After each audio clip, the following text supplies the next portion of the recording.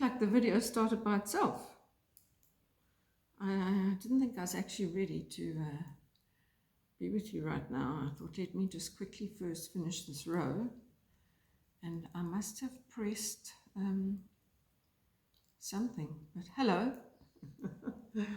Sita here. The Shawl Knitter Unplugged, and I have started making quite a big setup for our video and wanted to be able to show you the shawl, but of course I was in the middle of the row, so I thought let me quickly finish this row and then I'll switch it on. So I just touched the camera and it decided time to go, I guess, because the seconds are going by.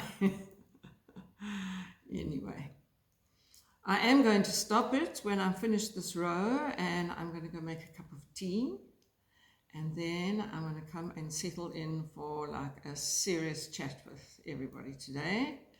I feel like it's been quite a while since I've been able to just relax into my podcasts, because I've been staying in different places. It hasn't always been possible to find the right environment, a quiet moment. It's always kind of like a bit rushed before something happens or somebody comes. So today I've got the whole day, so beware. In fact, I've got 2 months here, so I'll share all of that with you. I'm just about at the end of this row. Then I'm going to press the button and go and make tea, and then we can get started.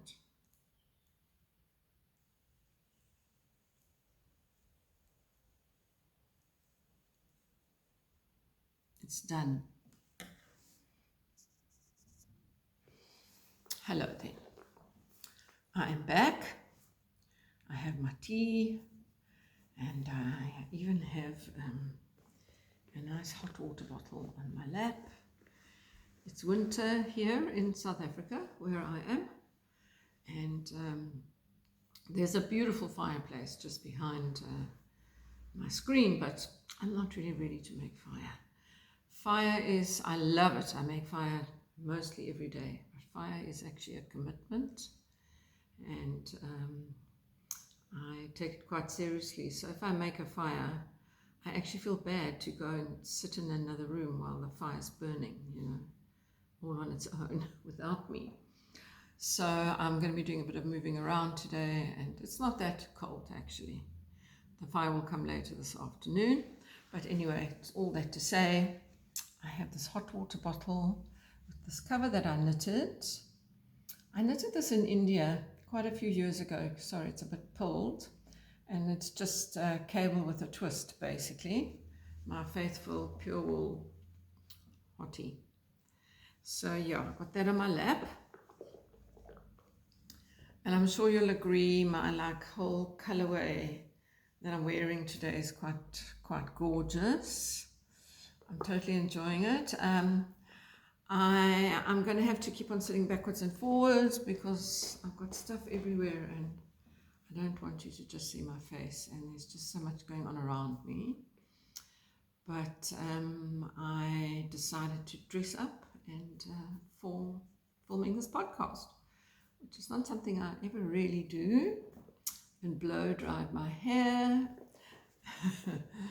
Anyway, it's very nice to be here, and I just thought that today I just want to have a chat. I don't know how long it's all going to take.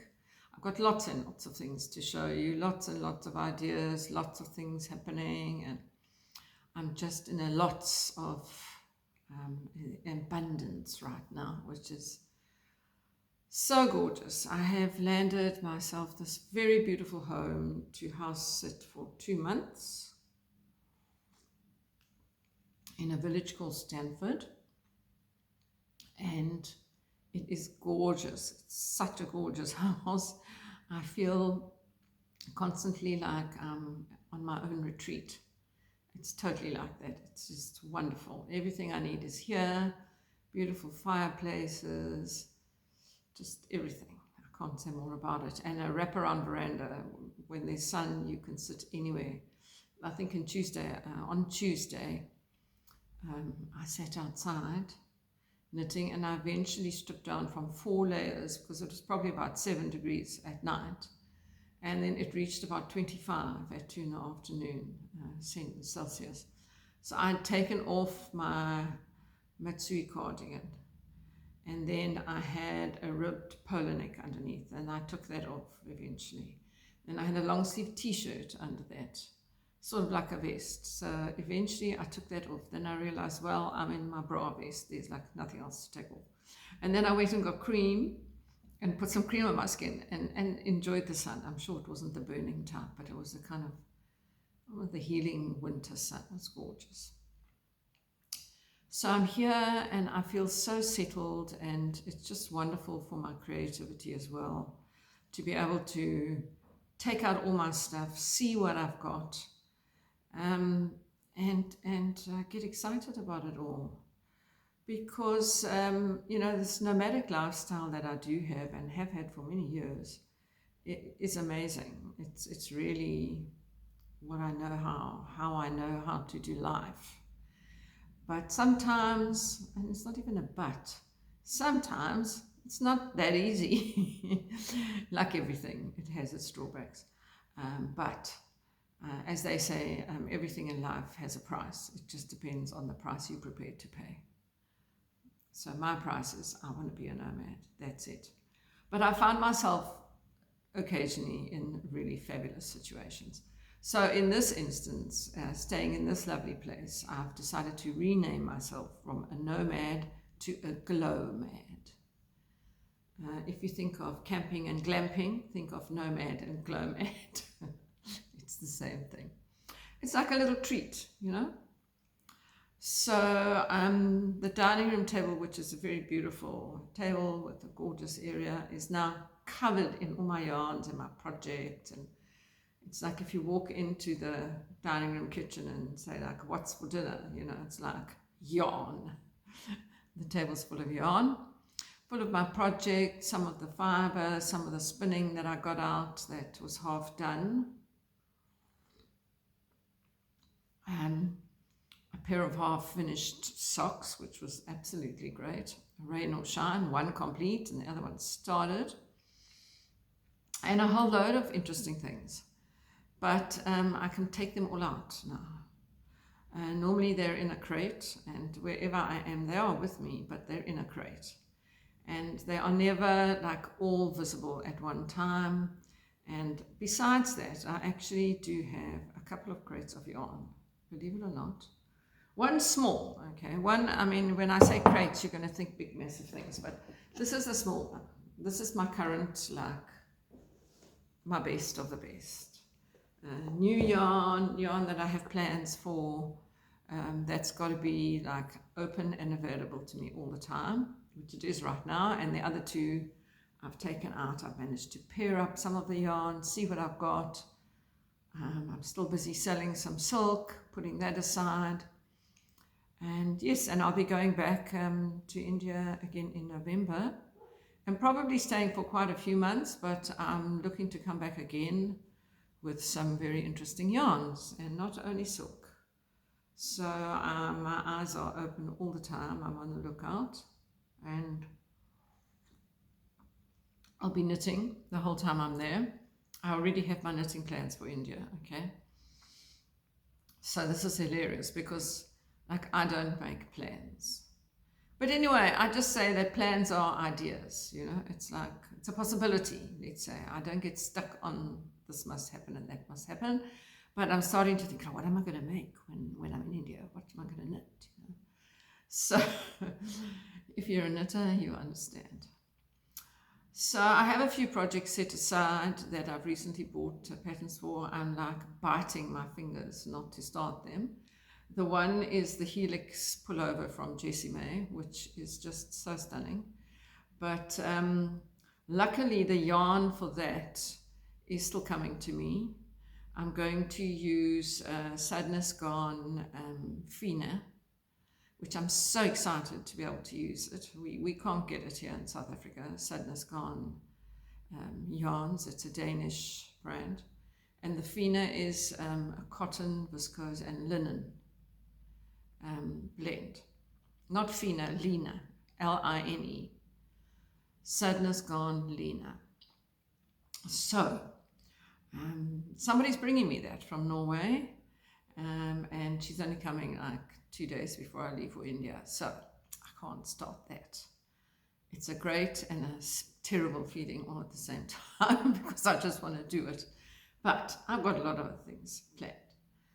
So waiting for that yarn to come, but I suddenly decided, not really suddenly, you know, I haven't really made a lot of blankets. I'm not such a big blanket maker.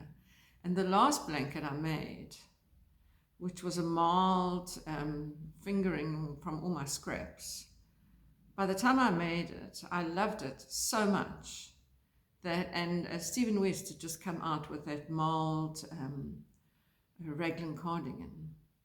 And I just thought, you know what, I'm just going to totally unknit it and knit it up again. So I didn't even wind it. I just knitted the cardigan, the mild cardigan, straight off the blanket. I've got it here, actually. I think I have to go and get it because it's really a fantastic piece. So here it is. It's an absolutely amazing cardigan. So this is exactly how the blanket was knitted.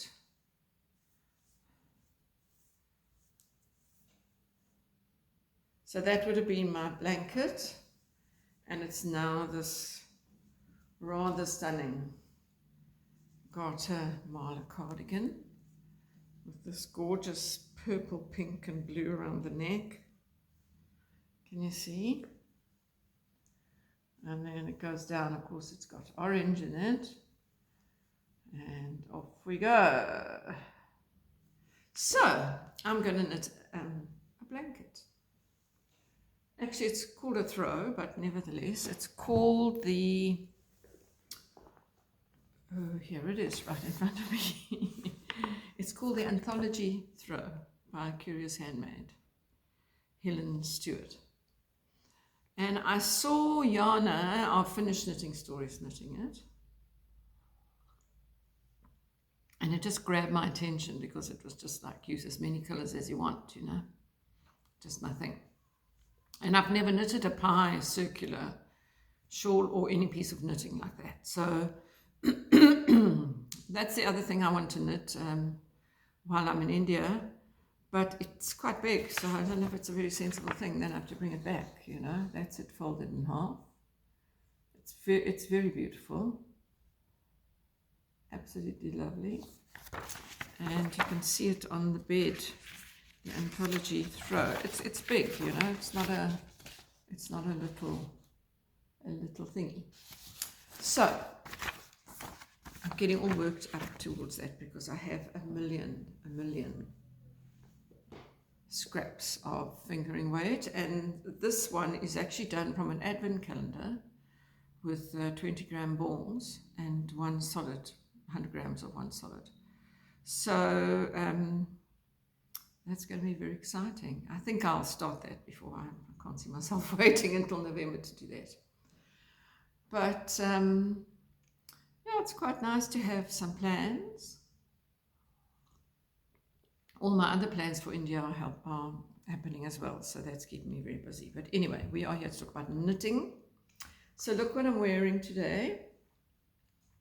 I'm trying to remember if this was, I think it was a Jessie May Tea, quite frankly, drop shoulder that I knitted. I knitted this in South India in the beginning of the year. This is knitted out of the Vilasa silk. And this was dyed by Sunray Creations. I bought some samples from her to knit up, and I knitted various things. I knitted a couple of shawls. This is one of them. I'll take it off as well. And I knitted this tee, and I made the sleeves as I like them. I always like my t-shirts to stick out of my sleeves. I don't know quite what it is, but that's what I like. So this was basically knitted from leftovers that I had of 4 skeins, I think. The light orange, the dark orange, a brown and a purple, and they're all mixed in together here, as you can see. And then this is the striation scarf or shawl from why can't I think of her name? Amber O'Brien. And I knitted 2 of these in the silk, and I added lots of holes. The holes were not part of the pattern, but it's just this fabulous arrow. From one point you go wider and wider, and then you go narrower and narrower, and it's just gartered stripes, but I added in quite a lot of yarn over lace holes, and it is the most incredibly light, drapey, warm and fun thing to wear. It just flops about. You can do whatever you like with it. It's Vilasa silk, and out of all the silks that I actually experienced working with while I was in India, I think this is probably the one that I enjoy the most. It's quite thin. You have to, it's virtually between a lace and a fine fingering. So I used a double, which is fine. It's fine to do that. But it's just like, it's a flip-flop, you know. And it's actually warm, but it's not hot. It's a summer thing, actually, I guess. I feel extremely summery today. So yeah, I'm wearing all my silks, and then I've got a pile of stuff that I actually brought out that I wanted to show you today. And one is actually the top that I think I did show you this before. This is actually also beautiful. I mean, I don't know. I say I like this silk more than this silk, but hard to say. This is the Mulberry silk, the pure Mulberry silk, and I hold it in my hands now. It's like a dream. And I wore this top yesterday. This is the drop top from 50 Fabulous Knits, and it's got this lovely little secret peak hole at the back, which is very beautifully finished off with a sewn over double border, and it's such a lovely garment. I mean, this just falls on you, you know. It just, yeah. And it's got very informal, it's got rolled edges. Go and take a look. I want to make another one of these, but without the hole in the back. In fact, that's very good inspiration. I remember now, that's what I must do. Another thing I want to do is to make one of these just as a tee. It's a beautiful garment to wear, and it's done with a kind of a fade, and it's got a roll at the bottom. So it's natural and then sort of light slate. It's very rocky to me. It's like a rocky landscape, but the light color in the top has these little turquoise speckles in them, which is quite fun. So that's my other silk garment. So I feel totally luxurious to be never mind the maker, but the wearer of such gorgeous natural yarns. So that's about the silk right now. It has been a very interesting knitting experience working with the silk. Not that easy, you know, just different, totally different to wool, to merino, to mohair, to all those other fibers. Having to get used to it, quite slippery, yeah, quite stiff, you know, not stiff, but like no give. Your tension is different, but I found that the bigger gauge you can knit it on, the better. So, you know, it's got to be loose. You've got to knit it. You would normally knit this, I think, on a 3.75 or a 3.25. I think I knitted this on a 4.5 or a 5mm, just to actually allow the stitches to just hang on each other, which is what you need. So that was great. So the other things I brought, a couple of things I brought with me to show you are things that I've made 2 of. Recently, actually, in less than the last year. So I think the first thing I made that ended up being the 2 of was the Mattis top, which is mohair with this beautiful chevron border at the bottom, knitted out of fingering weight. So it has that detail. Don't know if the light's too good here. There you go. And it's made out of mohair. So I like it, and it's red, isn't it beautiful? But I don't like the tops of my arms. I like have a thing, you know. So I just picked up stitches around the armhole and knitted 2 very tiny little short sleeves. Well, I can live in this garment. I can put this over a long sleeve t-shirt and it's like I've got a light sweater on, you know. Or I can wear it just with a little bralette vest underneath, you know, on a warmish evening. It's great. So I love it. It's light, and because I travel and I need to like bundle and squash stuff into corners that don't take up space, this is one of my favorites. This is coming with me to India. And then I made another one, which I think I love even more because it's like totally my colors. And I made the sleeves longer. Can you see that? It's very hard. I can't see what you can see. But I made the sleeves longer, and I put the detail on the sleeves, and it's absolutely divine. This is by Yamagara. I hope I'm correct about that. Yes, and I would recommend it. I mean, you can do lots of things. I saw Amy Pelko made one. That's actually caught my attention. But these are quite short, but I could even imagine this quite long as a tunic in a way. If you just make this design in the sock wool, which is quite substantial, you know, you could just make that quite long. Yeah, and then make the rest in mohair. That's my idea. So those are my 2 Manus tops, also going to India with me. It's so lovely I wear a lot of layers in India and lots of thin things over long sleeve things. So it'll be perfect. Then another of my favorite doubles that I made in the last, I don't know, probably about 10 months. Did I make a third one? No. This is my first look at my holes. And this is made in a cotton and bamboo mix. Is this the same as that? No, I'm lying.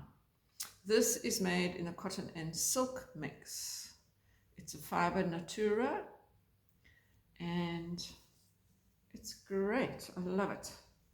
I know everybody's knitting this. It's just such fun. You can wear it over colors, and yeah, I don't go to the beach that much, but I like to wear it over bright contrasting colors. Then, because I had some yarn left over, I bought more fiber natura. What did I make with it? I made a beautiful cardigan. So I had some orange. So I said, okay, let me just get 2 more balls of orange. And then I made an orange one, which I made slightly different to the first one. It's slightly smaller and it's longer. Yeah, almost a smaller size. In fact, I think I did do a smaller size on this. It's much more fitting. Anyway, I wore this about once. And then when I was in Cape Town with my granddaughter, we were going for a walk in the Newlands Forest. And I wore this one over a t-shirt, and she saw this on my suitcase. She said, oh, I want to wear that. So we went off into the forest on our walk. She was wearing this over her sweater, and I was wearing mine over my things. And we went on this lovely walk. It was like a little mini dress on her, you know. It was really really cute. She absolutely loved it. She's a real style diva at the age of 6, if you don't mind. But so we got home, and she just promptly put it in her cupboard and said, thanks, Nanny Sita. And she wore it a few times, and then it kind of got pushed to the back of the cupboard. So when I left this time, I just kind of took it with me. So we'll be sharing this, although I don't think these two will come with me. Maybe the orange one will come with me. I've got to limit myself, you know. I am going to be in India for 5 months, so that is quite a long time.